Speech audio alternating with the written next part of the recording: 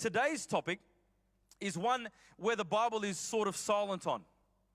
Today's topic is one where the Bible talks a lot about living a whole life, as we talked about with singleness.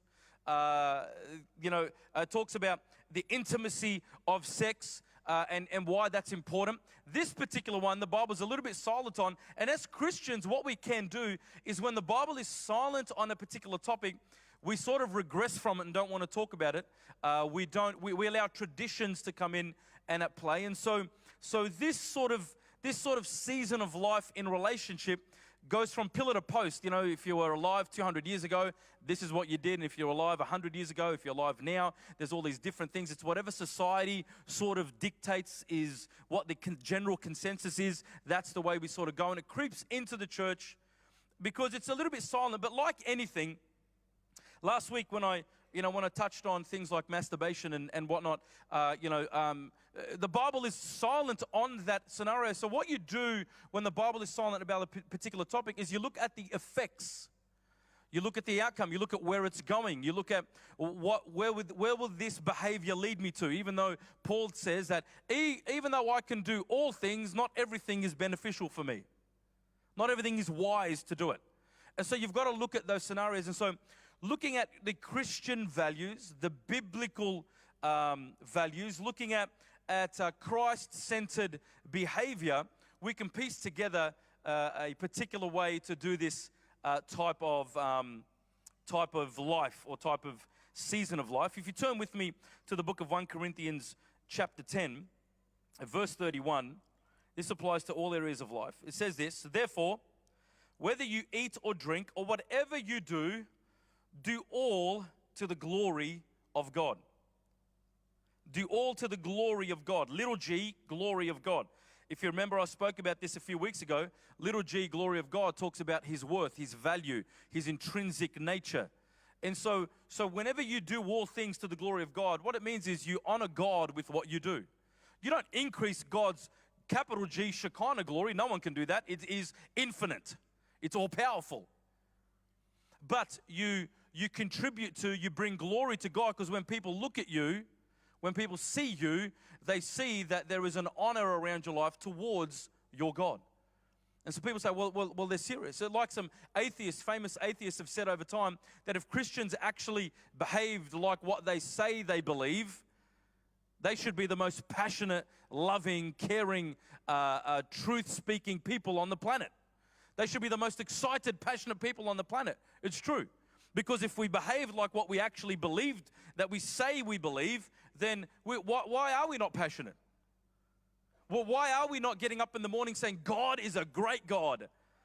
God is amazing in my life. I love my life, irrespective of the circumstances.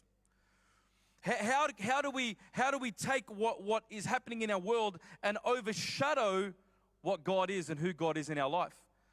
It's because the battle's in here. The battle's in our mind, what we concentrate on, what we think upon, what we look upon, what we head towards, where we constantly just gravitate towards. Is it the problems of life? But it says here that whatever you do for the glory of God. Not for anything else, whether you're eating or drinking. And, Paul had just finished talking about, that it's fine for you. If you want to eat meat, you can eat meat. If you want to drink, you can drink, all within moderation, it's fine. But if it causes someone else to have offense, then maybe you should reconsider. That's because your life is not about your own, it's about the others around you. Only a weak Christian has said to me at a dining table, "Oh, you're not drinking alcohol. Don't get drunk on that. Don't get drunk on that Coke." You got a problem with alcohol? I don't. So what's the issue? Now, by the way, I'm not saying drinking alcohol is bad. The Bible doesn't say any of that at all. The Bible says that if you drink, do not give yourself to strong drink. Do not under the influence of it. But that's about anything you eat. Don't give yourself to strong chocolate.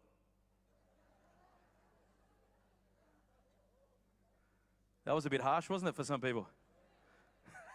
How dare you? What's strong chocolate? Like 4 blocks in a night, That's an addiction. Don't give yourself to these things. And so it's the weak Christians who have got something to hide that look at this verse and go, well, I can eat meat if I want. Well, if it offends it actually says that if it offends a weaker Christian around you, someone who's new in the Lord, if it offends them, maybe you should not do it until they're stronger. Maybe you should talk to them and tell them why you do it. See, that goes beyond just looking at ourselves. It goes beyond bringing glory to God in everything we do. I bring glory to God, not like, forget you. No, I'm concerned for you because you're my brother in the Lord, so I want to take you on this journey. In the same vein, what I'm about to speak about today seems like it's anecdotal. It's not anecdotal as much as it is shaped and forged in the Christian worldview and the biblical values that we all know. I've tried to stay away from a prescriptive session today. I don't want to give you Papa G's 12 things you've got to do in order to find a suitor, because that's what we're talking about today. We're talking about finding a suitor. Yep. I can get all the single people to put their hands up here today, get them all to stand up, look around, see who's single. No, put your hand down, joking. Don't do that.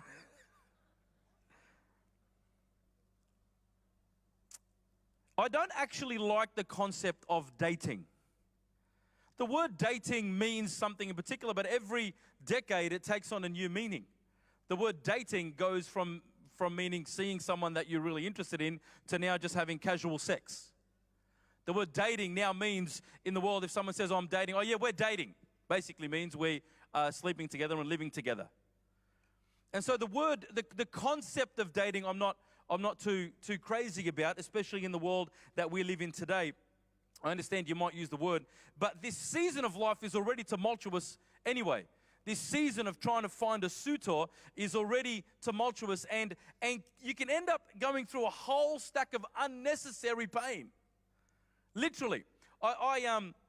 We made a rule in our house. This is just our house. I'm not infringing it on your house, okay? In your household, you've got to do that as parents. But we made a rule in our house that our children are not to be seeing anyone or having a boyfriend or a girlfriend until after they finish school. Now, there are reasons for that. The reason why we did that was because we believe the kids are too young to understand what it means to be emotionally involved with someone at that age. And so we want to be able to shape that with them as best we can. You can have guys and girls that are friends and all that sort of stuff, but we want to shape that. Wait until you're a little bit older where you can have the concept. And by the way, you're not going to get married. So why date someone for 5 years when you're 14 to 19 and then you ludicrously get married at the age of 19 when you're too young anyway, depending on your maturity level. But that was us. Please understand, I'm not saying, let me reiterate, I'm not saying you have to do that for your family, okay? That's me speaking, not the Lord. As Paul would say in the Bible, right? And so we did that because of the huge emotional turmoil that dating someone, being emotionally attached to someone can have on a young person or on a person in general. I've seen grown adults, and most of us know people or have gone through it ourselves, where they've started to go out with someone and become boyfriend and girlfriend, and it ends really badly, and they, either they should have never gotten together anyway. It was like, fire and brimstone when they got together, and it should have never been that way, but because there was physical attraction straight away, they stuck it out, and it just went from bad to worse. So much so that there's a tearing away of these guys, and a huge recovery period has to happen. And unfortunately, what I have seen in the past, and again, this is all from experience, this is all from speaking to hundreds of couples and hundreds of young people and individuals over 20 years, I've seen that quite a number don't have a break and have a time of no relationship. They jump from one to the other. Oh, yeah, I had a 3-month break, it's enough. And all it's doing is causing more of a tearing and going from the rebound to the rebound. It's not a great place to be, and I hope that today we can help minimize all of that pain. So this is why I've titled today's message, as you know, Sorting and Courting. Sorting and courting, because in fact, that's what you actually are doing in this particular season of life of finding a suitor, is sorting and courting. You're sorting through the rest so you can court the best. Remember that. That's a free one. You're sorting through the rest so you can court the best. That's the way it should be. It's not dating all of the rest to find the best, okay? Going through all of the pain and the heartache of relationship in order to find someone. By then you're so damaged and you've got so much baggage, you can't actually look and see the reality of what's happening to you in that particular relationship that you're in the time. And so even though it's a bit of a light-hearted title, it is a real thing. I want you to remember that, sorting through the rest in order to court the best, the one that's best for you, and on both sides. A key that you need to have from the onset of this process, and I think from the onset of any friendship that you've got, is to find out what the purpose of this relationship is. What is the purpose of this relationship? What are we actually doing here? When you don't have the purpose of a relationship defined, this is where you get this ludicrous Facebook status called "it is complicated." Like, it's so prevalent in our society that it's actually a status on a social media site called "it is complicated." Why is it complicated? The only reason it's complicated is because you haven't defined it. So really, all you've got to do is go, what is this? Oh, what do you mean? Well, what is this? Are we seeing each other or are we just friends? Oh, no, we're just friends. Well, okay, newsflash, friends don't kiss on the lips or passion dash, right? Friends don't do that. Friends don't hold hands and walk down the shopping center because we're just friends. Friends don't sleep over in the same bed. Yeah. And so when you sit and define the, here's the other one. Bear with me, stuff is just going to pop up all over the place, okay? Friends don't text each other at 2 a.m. How are you today? I can't sleep. Can you sleep? You know, as I've said before, friends don't go over and let me massage your feet, and why don't you get in the bath and I'll massage your feet while you're in the bath? You all think I'm exaggerating, but I've sat with people when they tell me this, my jaw no longer hits the floor because I'm just like, idiots. That's my response generally, right? Because boundaries have been so blurred. And for the older generation here, you sometimes look at me and go, yeah, duh. What you don't realize, it's now 50 years later, people, and no one believes what you believe anymore, and that's why we have these discussions, right? And I really wish we can, take it out of you and inject it into other people in some sort of spray form so they would get it, but they don't. We have to talk about it. We have to constantly talk about it. And people sometimes say to me, well, George, that's just old-fashioned, what you've got. That's a really old-school way. No, it's not old school. It has nothing to do with age or maturity. This is human biology and psychology 101. You can't, just because you're a new generation, doesn't mean you can outsmart human biology and psychology. If I'm walking down the street and some female holds my hands, that's not my wife. I'm going to have to go, what is this? It's not normal, right? Doesn't take brain surgeon to understand that something's going on here. If you saw me walking down the street with someone that's not my wife holding hands, what would you assume? Oh, look, George is walking down with a great friend of his. That's a great friend of his. Look at that. He loves his friend. No, you'd be on the phone. Heather! Heather! And so why? Why would you do that? Because it's human biology and psychology. That is not normal behavior. So it's got nothing to do with traditional views or new views or old Christian shackles and new age progressive thinking. No, it's got to do with that biology and psychology. And this is normal behavior. Understanding this is normal. And so to stop the it's complicated, you have to work out what the purpose is. Unfortunately, the reason why people from any age don't want to define the relationship, here it is, listen. The reason they don't want to define the relationship is because they love the feeling.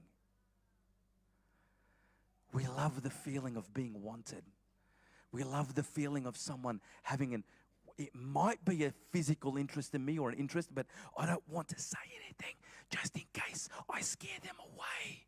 I don't want to scare them away by saying, what is this? Let's just pretend that we're together, and I'll just text him every now and then and go, hey, do you want to go shopping? And he says, okay, but let's just be quiet, because if I say anything like, what is this, man? It might scare him away. We love the feeling. All right, maybe you guys don't want to listen to me on this side, but we love the feeling. Don't we? We love the feeling. It's human. It's nature. It's what we're designed to be. We're designed to love the feeling of the touch of the opposite sex. We're designed that way. It's not this shock. It's like these young people sometimes are shocked, like, I don't know how I fell in love with her. You hung out with her for the last 5 weeks every single day. That's how you fell in love with her. It's not that hard. You were designed to do that. And so these boundaries and these purpose that we speak about in relationship has to trump our emotional feelings. We can sometimes go into this season of life thinking that it has to be, it's orchestrated by emotion. It's like as if, think about it, I've walked into a room, I'm oblivious to the world, and there she was. The light comes down from heaven, shines on this woman, and you're like, oh, wow. Or on this man, and you go over and you're like, oh, I don't know if I should say hello. Should I say hello? And it's like a shock that this is, wow. We call it love at first sight. What a joke. It's called lust at first sight. I just want to help you there. It's not called love at first sight. I'm just going to dispel some ludicrous worldly myths that have crept into the church. It's not love at first sight. Trust me. As a matter of fact, I'd even go as far as saying that your love for your partner doesn't happen until after you get married. Some of you are like, what? Hey, it's too far now. You're funny, but now you're an idiot. Stop it. Come week 4, and I'll explain that to you next week, okay? I'll explain that concept to you next week. But it's not love at first sight. It's lust at first sight. Why? How do you love something you don't know? How do you love something you don't know? It's virtually impossible. You'll see them, and they may say something, or they may look at a certain way, and you go, oh, wow, they're very attractive. That's not love, people. That's lust. Shh. Let's pretend it's love because it's so nice. And so we want to dispel some of the, actually, let me dispel some more myths here. There is a difference between love and in love, right? There is a difference between love and in love. In love is the romantic, everything feels great. He took me out to dinner. Oh, he wrote a poem for me, like I used to do for you, darling. Sorry about not writing any more poems, but I just, you don't read them anyway, I know. It's not your love language. And you like gifts. I got it right. Happy anniversary. So good. So good for those who've seen the video. Yes. Anyway, that's the in-love side, the romantic love. It comes and goes in life. Love is a totally different concept. Love is commitment and responsibility. In love doesn't get you through the tumultuous times of your marriage. Love gets you through it. In love goes and comes like a pair of undies. Love needs to be like a rock. There's a difference between the two. Massive difference between the two. Another myth, the one. You know the one. The one. You know the one that God brought to you. The one that God miraculously made them float down the aisle as they came over to you. And they didn't see anyone. And God parted the sea of people so that they can only see you and you can only see them in this crowded room. And God made them float over to you and you floated over to them. And it was designed in heaven. Rubbish. No such thing as the one. There's another cow. What happened? No such thing as the one. I know it's bursting some bubbles here today, but that's what I want to do because I'm trying to help you get some godliness in your life. Let me tell you why there's no such thing as the one. Because I find it quite interesting that the one that God happens to bring to you is always the one that you find very attractive. Why is the one always the one that you find attractive, not the one that you find ugly. Why is it the one that God brings to you is the one that you think is the most amazing person in the room? Where in the Bible does it show us that God says, I'm going to pick for you your partner? Let me give you two myths, two scriptures, two stories where people have used to say that this is the one. The story of Abraham finding a wife for his son Isaac. And people say, well, God brought Rebekah around for Isaac. No, my friend. Abraham sent his son, read the story. He sent his servant to go to the town and said, I want you to pick a girl from that town. The servant's freaking out. His only thing from Abraham was just get her, make sure she's okay to leave the town because I don't want Isaac to go back to that town. So the servant's freaking out, goes over there and thinks, oh my goodness, I've got to find a wife for the patriarch's, the father of this nation's son. And so he goes over and his prayer was, God, the first woman that actually agrees to come with me, of all of the women that come to the well, I'm just going to pick her, okay? Okay, God? The first woman. I just need to get out of there quickly. And the first woman that said yes to him was Rebekah. Then there's the Hagar and Hosea. Hosea being a prophet of God. People say, well, God told him to marry Hosea. No, he didn't. God told Hosea to marry Hagar. God told Hosea, go marry a prostitute because I want Israel to know that that's what they're doing to me. You are a representative of me. The prostitute is a representative of Israel and how they're sleeping with other gods, basically. And so I want you to go down to this district and marry a prostitute. So he goes down to the district, finds a prostitute. Her name happens to be Hagar. Right, we're getting married. And that's what happens. There's a reason why God doesn't say to you, you two need to be married. Why? Because when life gets tough, we can't blame him. I don't know how many people you've sat with. I've sat with 3 couples, been married for 10 years or more, who have said these words to me. With children. George, we made a mistake. We thought God told us to get married. We were both wrong, so we're getting a divorce. What? Well, we were told that God will tell you who you're going to marry, and so I thought that he was the one for me, and he thought I was the one for him, but that's not true. We heard wrong from God, so therefore, and there was zero guilt, because we heard wrong from God. Don't blame God, mate. Don't blame God. It is too difficult for you to hear about matters that are of the heart when it comes from God. It is too difficult for you to hear about matters of the heart when it comes from God. This is why we're meant to have wise counsel around us. This is why we go through this process of picking. The Bible says, who you bring to God, God will bless and let no man separate. Not God will bring them to you, then he will bless it. Who you bring to God, he will bless it, and then do not separate. It is our responsibility to pick the right person for us. And this is the process today of how to do that. The concept of the one sounds all wonderful and sounds all romantic and sounds all holy, but all it does is causes pain, and it's not biblically based. We need to be careful with us saying that. Now, let me just say this. Can God say to you, this person, that you're going to marry this person? Can God say that to you in time of prayer? Of course he can. At any time, whenever God knows the future, knows the beginning from the end. Your job, if God says that to you, your job is to not spiritually manipulate the other person.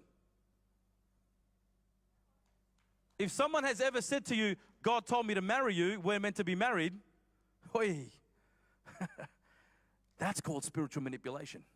Because if God did do that, I'm sure God can tell the other person too. So please do not use that. Please do not use that. If you honestly felt and you've spoken to wise counsel and they've said, yes, I think this is a right match for you. I believe that this is a right match for you. And you feel like God's told you, then you approach this person like anyone else would, like as if they have no idea what's going on. And let it take its course. Anything other than that is emotional or spiritual manipulation. And I really hope to God you don't do that. Because that's not what we're called to do. That's not what we're called to do. So that's the second one. The third one is guys and girls can be friends. Of course they can be friends. What they cannot be is super close friends. They cannot be super close friends. Guys and girls cannot be okay, let me explain that. Guys and girls cannot be super close friends. Remember I was talking about before a moment ago? I will massage your feet in the bath. Yeah, no. We will hold hands. I will kiss you on the lips as a hello and a goodbye greeting to a person of the opposite sex because we're friends. No, I am going to come and talk to you in your home late at night about the most intimate things of your life. No, that's not how it works. Why? Because as I said a moment ago, we are designed to be attracted to each other. How does an attraction happen between a guy and a girl? It's not just physical, it's talking. Deeper and deeper and deeper and deeper. The deeper you talk with someone of the opposite sex about deeper issues and more intimate issues, the more that there's an attraction or an emotional attachment that happens with the person. Now, if both of you want to pursue that, not a problem. That's how you start a relationship. But if one of you doesn't and the other one is starting to feel that way, now we have this ridiculously horrible situation of really bad emotional attachments happening all over the place. And for some people, they can have bad emotional attachments to multiple people. They're emotionally attached to this person and that person and that person because they've never let go. They've never let go from this person. And this situation, as I said in week one, where I because remember I said the feeling, I love the feeling, I don't want to say anything. So my heart is attached to them, but I love the feeling of them and their response. Now, they go off and find a boyfriend or a girlfriend, and you're still attached to that person, and now you're behaving like as if your married spouse is having an affair. That's how you end up. They're the same feelings that you get. Who are they talking to? Why is she talking to that guy? Why is she sitting next to him? Why is he doing that? I can't believe he's doing it. Oh my goodness, I sent him a text. They didn't text back in 2 seconds. What happened? What's going on? I rang you yesterday. You didn't call me back. Why is that? Mate, she's your friend, not your wife. She's not your partner. Why are you reacting this way? Something is wrong. And so when you look at it this way, when you take away the emotions for a minute and you look at it, you get to see that things are not right in that sense. That's why love and in love, the one, and super close friends, we have to dispel those myths very quickly because it gets rid of this ethereal concepts and it comes back to, no, this is serious. I've got to make some serious decisions here. This will affect the rest of my life. I've got to make some serious decisions here. I can't let my emotions dictate the way. So what must I do? Well, we must become intentional about our sorting and courting. We actually have to become intentional about it. There's an intentional sorting and courting that happens. Otherwise, you are led astray by your emotions. Emotions like loneliness, the need for companionship, or rejection. Past rejection causes you to just gravitate towards someone.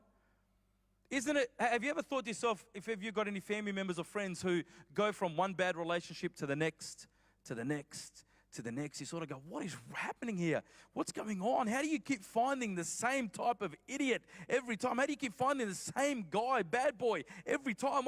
That's because the person's got a brokenness in them. Something is not wired right. There's an insecurity. There's that rejection that is taken up, and they go from one to the worse, from a bad situation to a worse situation. And so to stop that, for anyone who's gone through these levels of relationship, you've got to give yourself a break. And to me, a break is at least 6 months, maybe even 12, of not seeing anyone. And if you've been horribly treated, you may not even need longer than that. And by the way, here's another myth you can bust. Time heals all wounds. No, it doesn't. That's another Hollywood ridiculous statement. Which, by the way, that's what the one is. It's a Hollywood ridiculous statement. Time heals all wounds. No, my friend. What you do in that time with the Lord heals all wounds. That's what heals all wounds. Not time. Time itself actually makes it worse if you don't work on it. It makes it worse. This is why when people break up, when they're about to break up, what I say to them as a couple is I say that when you break up, there needs to be no contact between you. Actually, I'll get to that a bit later. Let me get to that a bit later. So we need to be intentional. Now, by the way, you do realize that we do have a list, right? You have a list in your mind of the type of suitor that you're looking for. I know you may not write the list down. For some girls, some of you write a list that's so ludicrous that not even Jesus can meet it, okay? Like it's that ridiculous. And so I'm not talking about those lists, and I'm going to show you the difference between a wise and unwise list in a minute. But you have a list. There's inherently in you, maybe from the way you've grown up, maybe from your likes and dislikes and your experiences of life, you start to develop the type of person that you'd like to be with. It's good to articulate those, but it's also good to find out which ones are wise and unwise. For instance, unwise would be their skin color. That's not a non-negotiable. Do you like it? Of course, you might like someone who's white, brown, yellow, red, black, whatever. Doesn't matter. Not all those colors at once, of course, because that means they've been beat up. So that's not, okay? But you might like one of those colors. Great, you've got a preference for that. But don't let that be a non-negotiable. Because you might find someone that's amazing for you, but they're not the right shade of the color you're looking for. So instead of skin color, how about character? How about looking at their character? Figuring out how to make decisions. Watch them. Another unwise one is maybe something like a six-pack or a V. The girls will know what that means. Or an hourglass figure. And instead of looking at the outward appearance only, what about looking at values? Have that down on your list. What do they actually value? Instead of looking for someone who treats me like a princess or like a king, I'll look for someone who actually respects other people. Because you know, the treats me like a princess. It's so lovely because it's Disney. It's Disney. I want my castle. And I want him to treat me like a princess. What does that mean? It's about me. And I want to get my own. You know, it's all about me. And where are my shoes? And where's my rings? And where's my gown? And oh no. To become a really irritating person after that, right? It's all cutesy when you're seeing someone. Oh, look, oh. Then it becomes irritating. It's like a dripping tap. The concept of treats me like a king or treats me like a queen is all about me. No, why don't you look at them and see if they respect people? Let it come out of them. And do you respect people? Are they a virgin? Whew. Whew. Whew. I know, Willem. I shouldn't have said the word virgin. Are they a virgin? Or should the question be, are they redeemed? Are they redeemed of God? I know we would like to be able to marry someone, especially if you've kept yourself for marriage and not had sex before marriage and you want to do that. But do we really are now going to judge people because of a life that they used to live as opposed to the redemption that they've received? Who knows how long ago? For their life. So I think we need to be careful of that. Don't throw someone away because you think you don't have baggage. You got baggage too. You were a sinner as well. Theirs might have been called sex before marriage. Yours might have been a gossip. Yeah, I'll leave that one there. Let's carry on. Buys me gifts. Like my love lane buys me gifts. How about walks the walk? Walks the talk actually is genuine in their life instead of just getting stuff for you. These are the things I'm trying to tell you are wise and unwise, negotiable and non-negotiable. Has a certain personality. Well, I need him to be charismatic. Charismatic is not all it's cut out to be. I need him to be introvert. I need him to be dominant. No. How about forget the personality as much as look at whether they love God through their actions. Look at what their actions are like through how they love the Lord. Are they in covenant relationship with God? And if they're in covenant relationship with God, there'll be things that will follow them, fruit that will follow them that you can easily see. And so instead of having this unwise list that we so quickly go to. Now, no doubt looks are important. I understand that. Looks are fine. Looks are great. Yeah, of course you've got to be physically attracted to them. I'm not saying go find the person that you find the ugliest in the room and go straight to them. I'm not saying that. Obviously looks are attractive, but looks are subjective. Well, you find attractive, someone else doesn't. And that's fine for them, and that's not a problem. But you've got to understand, looks are not the basis of a great relationship. Looks fade. Not yours, darling. Not yours, not your looks, but That's a key for next week. That's a key for week 4. Looks fade, looks go, looks are skin deep. You have a couple of children, couple of sleepless nights, like 2 years of it. You have life just hits you, looks are out the window. Now it comes down to the real list. Do they respect people? Is their character? Do they have values? What are their beliefs? Are they redeemed? Do they love the Lord through their actions? Are they in covenant relationship? That's what holds you through the rest of your life. That's what causes you to make right decisions with your partner, rather than these looks. The godly wise list, the list that's non-negotiable, gets rid of the whole "it's complicated" outcome. It gets rid of all of that. It gets rid of this looks starting to overshadowing wise decisions. Because quite a number of people have made, or young people will make decisions where they allow looks to overshadow a wise decision. The guy will see this really good-looking girl walk into the room, and before even talking to her and finding out what she likes and doesn't like and what her values are, he's thinking, I've got to get to meet this girl. He goes and meets the girl. And because he's allowed this emotional train to leave the station, because he's allowed that to all happen and all of the mechanisms to start working, he overshadows anything she says. How are you? Yeah, I'm good. What do you love? Nothing. I mean, how do you feel about abortion?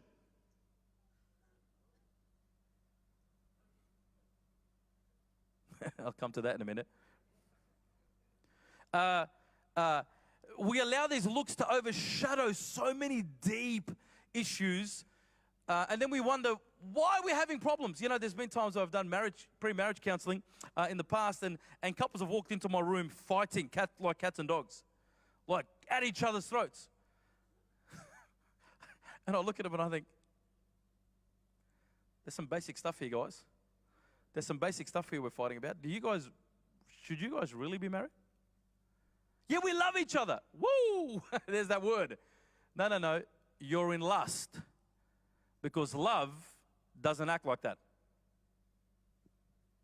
And I'm not talking about fighting about a disagreement because of what sort of cups they want to have at their wedding reception. I'm talking about fighting about, and you did it, and I said, and you didn't say, and you said, and you did it, and I did it. Wow. Like, if you're acting this way before you get married, that's a clue. That's a little bit of a clue, that maybe there's some serious issues. I don't know. After 10 years of marriage, you're acting like that? All right, we've all been there. Some of us go a bit loco, which is crazy in Spanish. Some of us go a bit crazy. And we'll deal with that next week. But if you're acting like that before you get married, there's something seriously wrong. Let's look at what's seriously wrong. Oh, you're not even compatible. Well, there you go. Probably in all of the years, there's probably a handful of people that I've said to, hey, just want to say, maybe you shouldn't be getting married. You shouldn't be saying that. Yeah, I'm trying to help you here. Out of the 5 or 6 that I've said that to, only 2 have taken those advice. You're not going to believe me when I say this. The other 3 are no longer together. It was blatantly obvious that there was a severe issue in this relationship. But what have we done in church world? These are all Christians. What have we done in church world is we've made it, like I said a couple of weeks ago, that marriage is the pinnacle of relationship. And so when 2 people come together, we go, wow, you're getting married. It's so awesome. It's wonderful. Instead of going, hey, mate, let's talk to you. This is not working out. You can't tell that this is not working out. Oh, but I love her. Look, there's something, but that's not what gets you through the tough times. Let's talk through this. And so it's important to help people not go down this road, because later on, it's years of relationship and now there's children involved and it's a nightmare. And not only is it a nightmare, can it work out? It can work, but it's going to be an enormous amount of effort to make it work. It can work. So if you're married here and what I've just described is you now, It can work, but it's going to take an enormous amount of effort from both of you. Now, men, listen to me. I'm going to talk to you. Yeah. Men, we are the great blame shifters, sorry. We are the great blame shifters. We can justify anything from anything. We're fantastic at it. All of you know. No, I don't need to see anyone. We're fine. What's the counselor going to do? I know what the problem is. We'll sort it out. No, because if you could have, you would have. But you don't know how to sort it out. So when your wife says to you, we need to go see someone, shut up and go see someone. Just my advice as a husband. Been married for 22 years. Gone through the ups and downs. So I understand. I've said those exact things to my wife. No, we don't need to see anyone. I'm a pastor. I know what they're going to say. I counsel people already. But I was an idiot. I had no idea what was happening, how I was treating my wife. And same for you, husbands. If your wife says to you, because she's more in tune and connected to her emotions, if she says, darling, we need to go see someone because we're not working this out, don't say, no, it's fine. Just say, okay, and go. Trust her enough that she knows what she's talking about, that when you go see someone, and if it's all fine, let the counselor tell you that, okay? Let a professional psychologist or counselor tell you that everything is fine in the marriage and she's just a psycho. All right?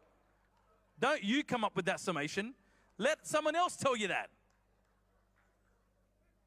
But I can guarantee you, 9.5 times out of 10, she's not the psycho, and there are some serious issues in the marriage that need to be sorted.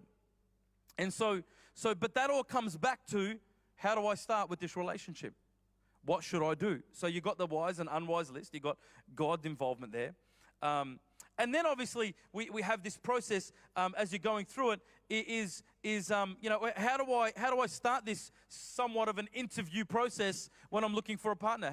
How does this start? Well, ladies, let me just say it's not an actual interview, so don't come with a clipboard and to when you start writing questions down. But it is an interview of sorts. It's a way of finding out, getting some data about the person that you're about to see. So generally, when you see someone and you're interested in them, that's when the whole process starts. Let me break it down for you a little bit. That's how the whole process starts. I see someone, I'm interested, so now the process starts. So now I'm trying to work out, how do I get in front of this person? I might have seen him at a friend's party, at a friend's dinner thing, at church, and now I've got to try and find out, how do I say hello? Now, you don't stalk a person, okay? This is called stalking now. Stalking is when you sort of Facebook someone, or it's called ghosting, and you ghost around them, and you're sort of there, but you're not there, and you sort of like a picture from 3 years ago, because you've been going down their list of pictures and you get to, oh, that's a nice picture, and you click it, and they get a notification. Someone liked a photo of mine from 3 years ago, which means you've had to go back and dig through all of the photos for an hour to get there. That's weird. So I'll let you know, that's weird, young people, okay? So don't stalk people in that way. Be normal. Go say hello. There's a novelty. Actually say hello. Message them directly. This is a novel thought. You actually get to talk to a human being. You talk to a human being, young people. It's okay to do that. Oh, but Pastor George, we haven't learned that skill. Well, learn it. Learn it. Because when you go to work, you're going to have to talk to people face to face. Unless you didn't realize, life involves talking to human beings, not to machines and screens. And so learn the skill of how to approach people. I've taught young people, young guys, hey, listen, if you're interested in a girl in school, and let's say their rule is like ours in our household, you can't have a boyfriend or girlfriend until you finish school. Well, and guys say to me, oh, but I really like this girl. Okay, but you're not allowed to date anyone, right? No.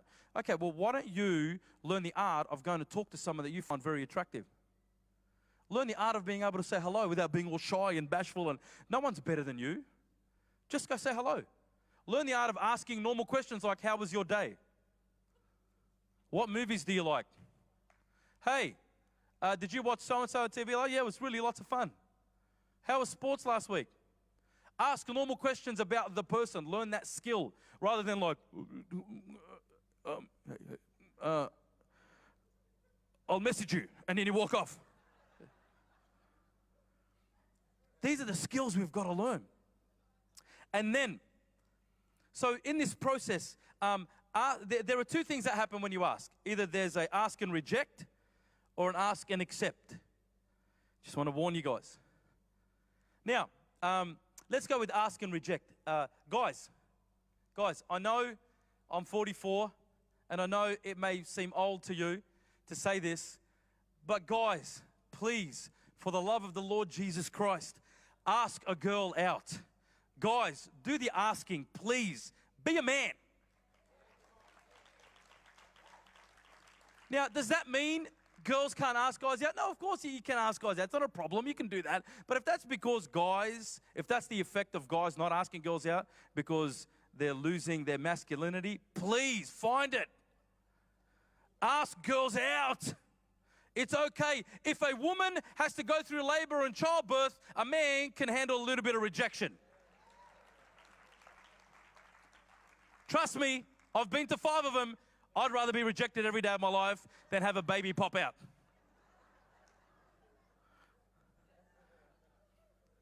We can handle that. We're designed as men to be able to handle the pressure, the weight of someone saying no to us. And that means, girls, if your brother in the Lord comes and asks you out, and by the way, when you ask, just be normal about it, or be nice. Just say, hey, would you like to grab a coffee? I'd like to get to know you better.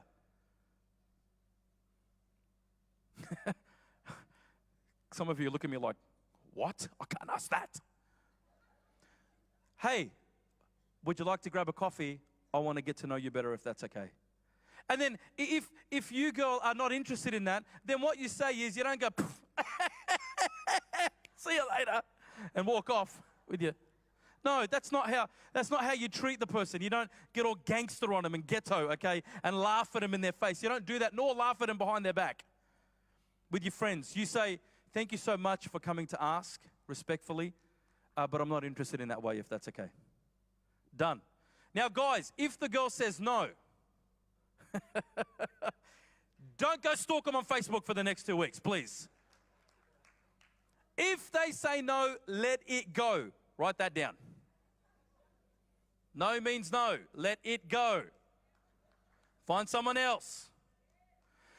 So don't just hang around all the time and go, hello. Goodness me.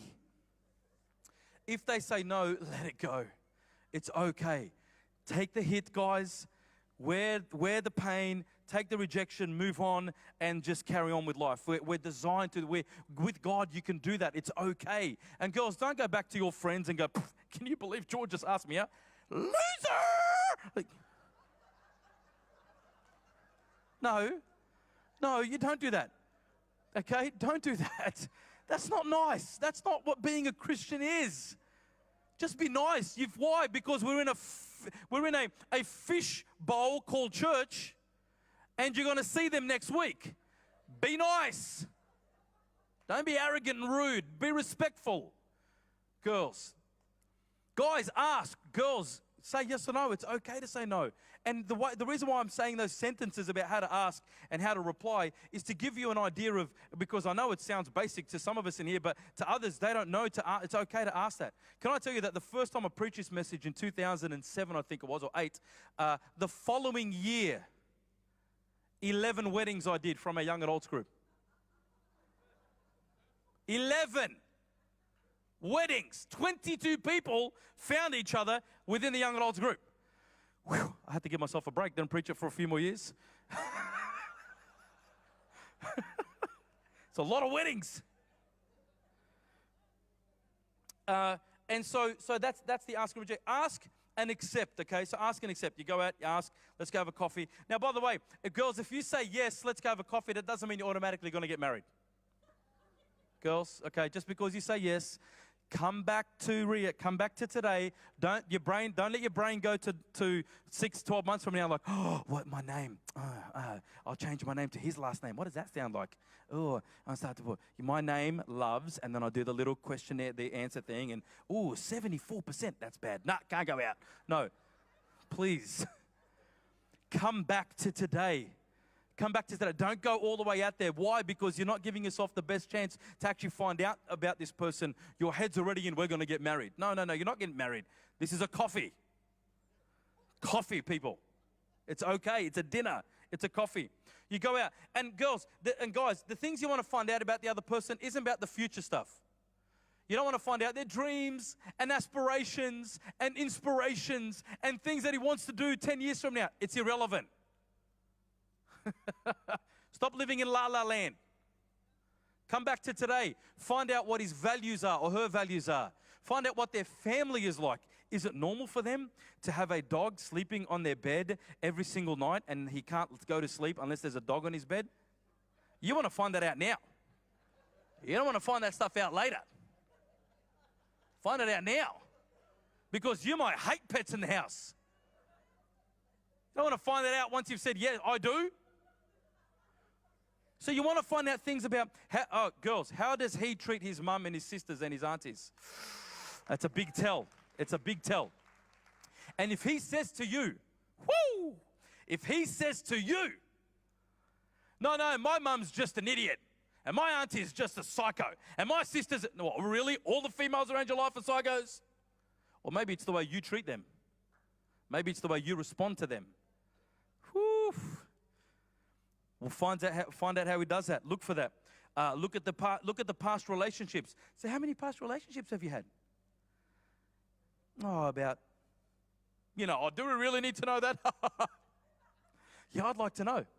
Well, guess, how many do you think? We all become aloof in these relationship talks, right? How many do you think? Oh, 3. Oh, a little bit higher. Oh, 10. More than 20? More than 20? Yeah, I'm a ladies' man. That's when you get up and leave. Okay, get up and leave. You don't need to be treated like that. Ask about past relationships. Why have you had so many? And once again, if it goes through and she's and she is and she was and she did and she did and she cheated and she did and she, there's something seriously wrong. The common denominator is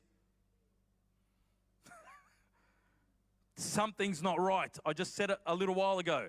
If they're going from one bad relationship to the next, something's in here. Something's not right. You want to know these things. I'm not saying then you reject them if that's what you want to do. You may see a connection there and they've turned their life around at this stage and they want to walk through and you happen to walk through them. But let me tell you, girls, the man is not your project. Please do not marry a man because he is your project. They are the worst projects to have. The worst. They're all pliable when you're going out, and then you get married, then they become rigid. Did you hear what I said? Men will be all pliable while we're going out. Oh, yes. Yeah, babe, whatever you want. Whatever you want. I'll get counseling. I'll go see whoever. Woo, woo. Then they get married. It's like, I don't need to do that. Do not make man your project. Don't let that be. Let that be God's project. Once you've gone to coffee, and I'm going to end with this last couple of bits. Once you've gone to coffee, and you've had that time, you're asking questions, you're getting to know about them, you're finding out information, they're finding out information about you. You notice that things are going okay. We're seeing each other. And by the way, if I'm going out one-on-one, if you're going out one-on-one with someone from the opposite sex continuously for months, and there's no definition of what this is, that is not normal. Some people say, it takes 6 months to get to know whether I want to see this person exclusively. No. I would even say it takes less than 3 months. I would even say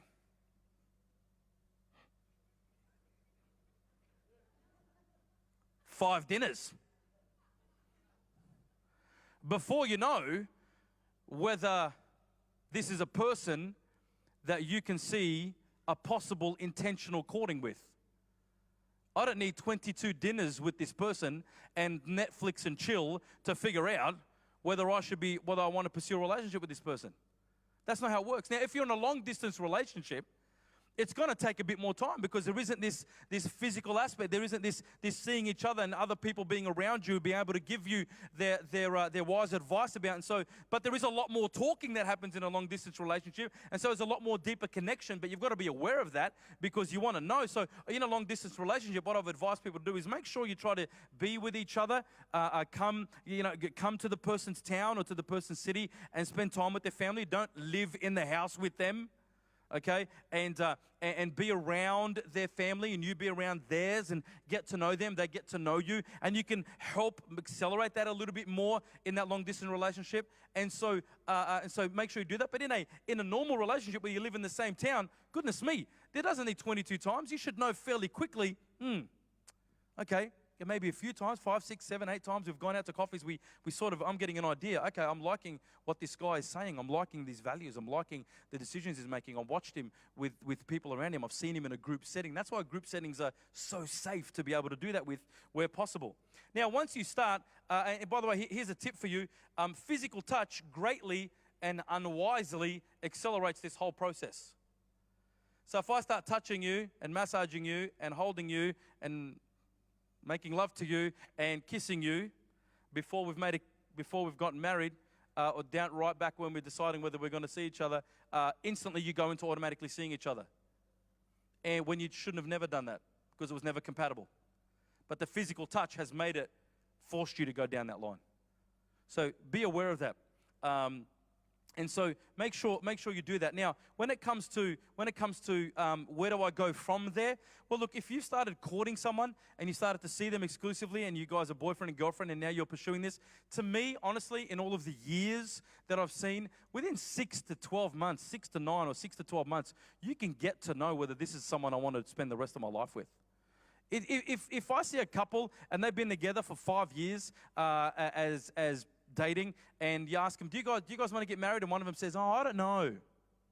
The answer's no. That's what it is.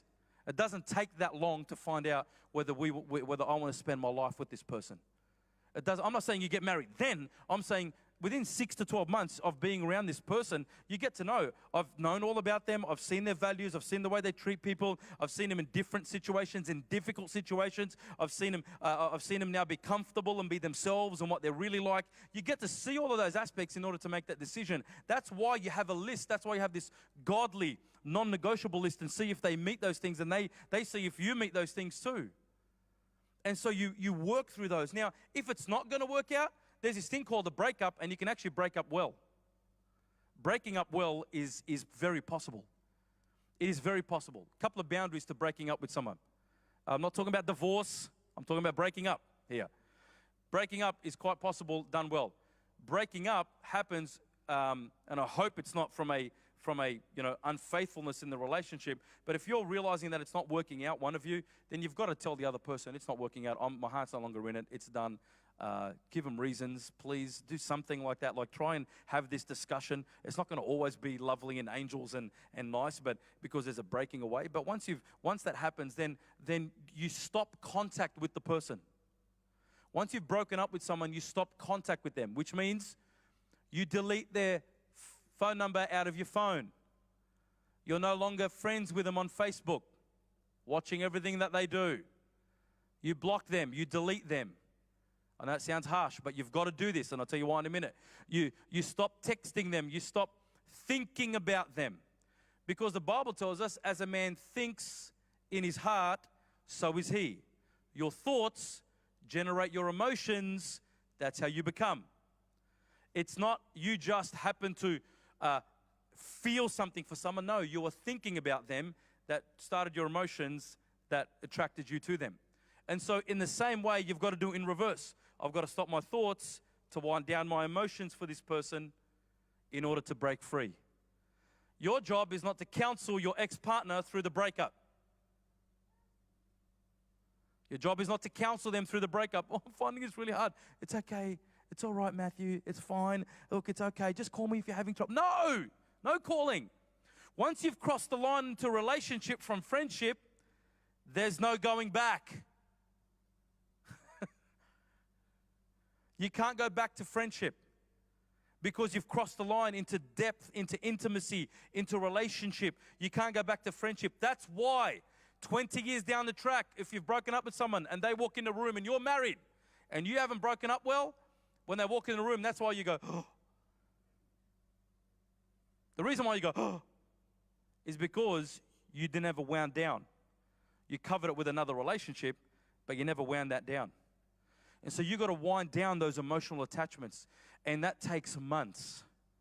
That does not take weeks. It takes months to be able to wind that down with the person. Even the person doing the breakup, you've got to wind that down. I would hope that if you broke up with someone today, you don't go and date someone next week. You need to wind down that attachment. You need to wind down all of those emotions and be clear, and don't take that baggage into the next relationship. So break up well. You can't be friends again. You just cannot be friends. You can be friendly, you can be nice, you can be respectful, especially in a church setting, but it doesn't mean you're out going out again and hanging out. And what does that mean? Does that mean, if we have mutual friends that there's a tearing away there? Yes, unfortunately, that's part of what happens. Doesn't mean you have to break up your mutual friends. It just means there will be a long period of time where you can't be in the same room as this person in close proximity. You need to be very, very careful with that in order to allow that to wind down.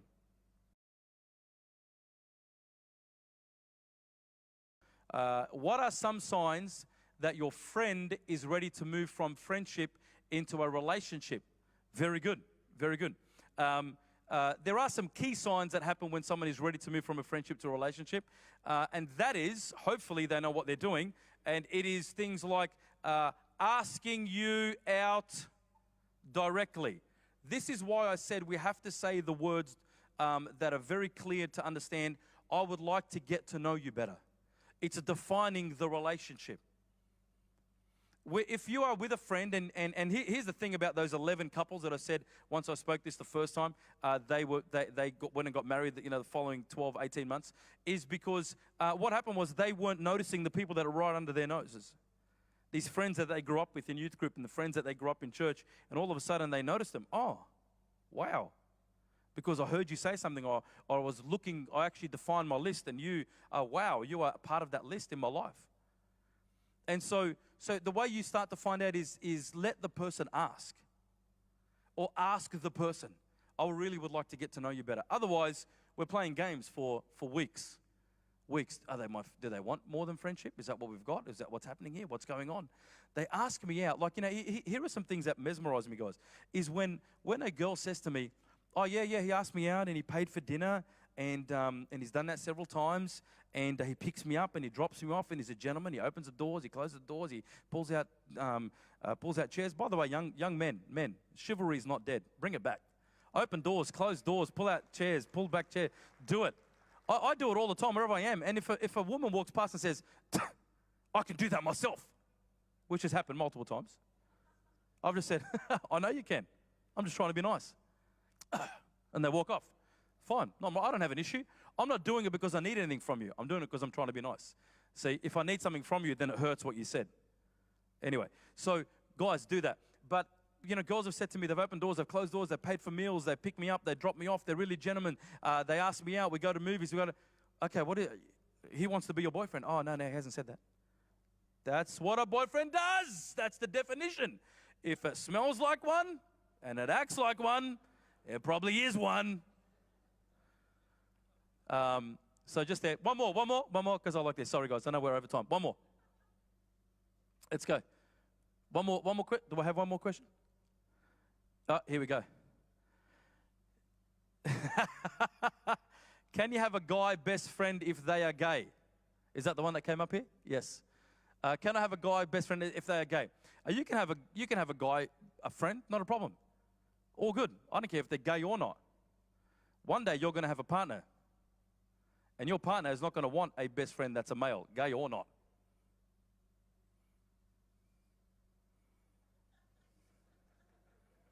Not many people would say that because they're like, oh, come on, don't discriminate. I'm not. I'm telling you how guys think. Same with guys. You can't have a girl that's a best friend just because she's gay. Really? Ask your girlfriend, when you get one, whether she wants you hanging out with that girl just because she's gay. No. It's called human psychology and biology. Doesn't matter if she or he is gay. Your partner, that's called building trust and oneness with them. If that causes issue, stop it. So therefore, don't ever start it. Some people don't like what I say, but it's okay. I'm just trying to help you. I'm not doing it from my own rules. I've just seen enough, right? Is that okay? We'll do it. No more questions. Okay, we're done. Oh, I'm getting the aw. One more? No, stop. I'll do the rest later. All right, one more. Okay, one more. Okay, one more, go. Before.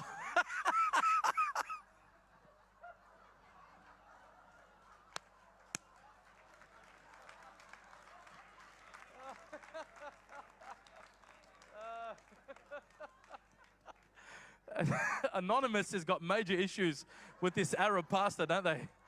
Major issues. That's actually true. Her father did pay me to take her out.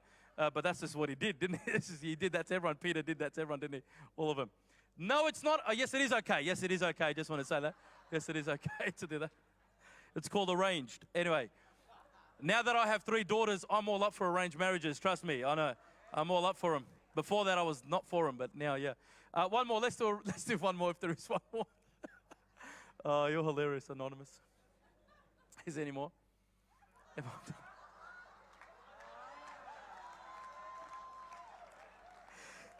Jaredon, did you send that out yourself? Did you text that in yourself? Yes, he is. Yes, he is. Yes, Jaredon is. You're single, right? Did I say that right? Yes, you are. Yeah, okay. All right. All right. Are you ready to mingle, though? No? Okay, no. Okay, no. All right, one more serious one. Is it okay to date a person who is separated but not yet divorced? Ooh. Ooh. Ooh. You guys are just, let's go for the tough ones. I think it's a very unwise thing to do.